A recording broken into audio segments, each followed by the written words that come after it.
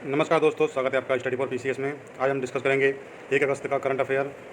आइए शुरू करते हैं। आज का हमारा पहला क्वेश्चन है, हाल ही में योजना की मंजूरी से चर्चा में रहे कि किस ई वाणिज्य कंपनी के द्वारा अपने किस कार्यक्रम के तहत इंटरनेट सेवाओं को बढ़ाने हेतु 3200 से ज़्यादा उपग्रह छोड़े जाएंगे। जी हाँ दोस्तों, ये अमेजन के द्वारा प्रोजेक्ट कुइपर के तहत 3200 से ज़्यादा उपग्रह छोड़े जाएंगे।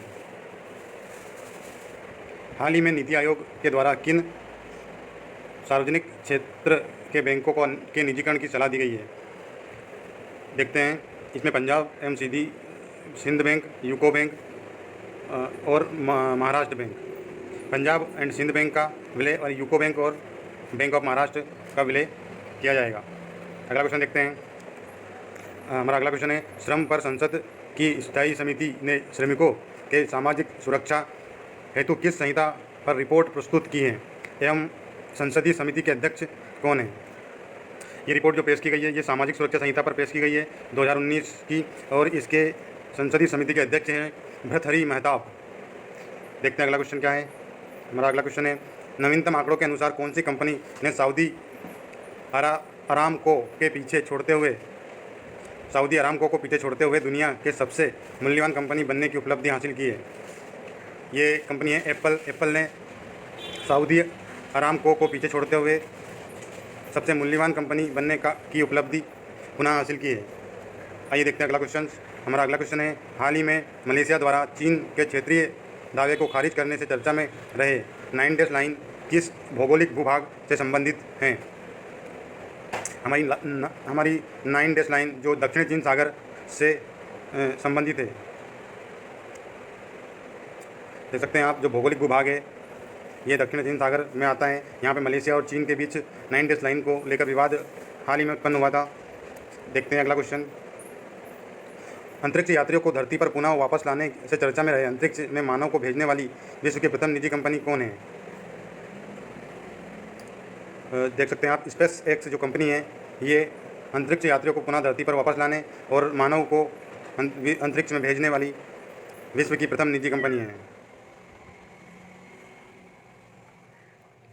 आइए देखते हैं अगला क्वेश्चन।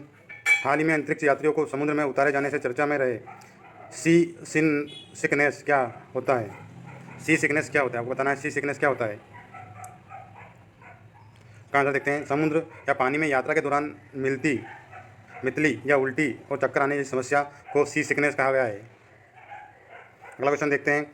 सरकार के द्वारा किस योजना के तहत 23 राज्यों केंद्र शासित प्रदेशों में भूमि रिकॉर्ड का डिजिटलीकरण कर लिया गया है?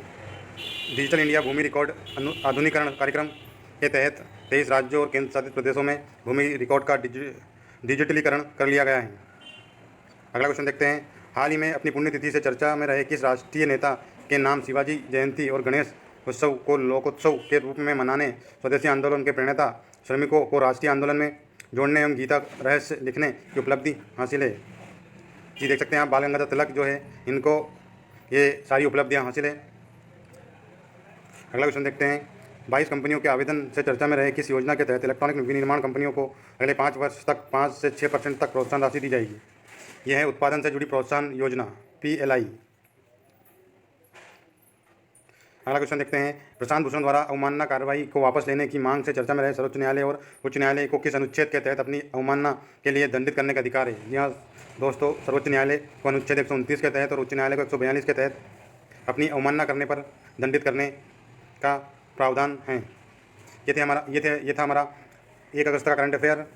मिलते हैं नेक्स्ट लेक्चर में। आप मेरे चैनल को लाइक करें, शेयर करें और बेल आइकन को जरूर दबाएं ताकि आपके पास नोटिफिकेशन मिल जाए। धन्यवाद।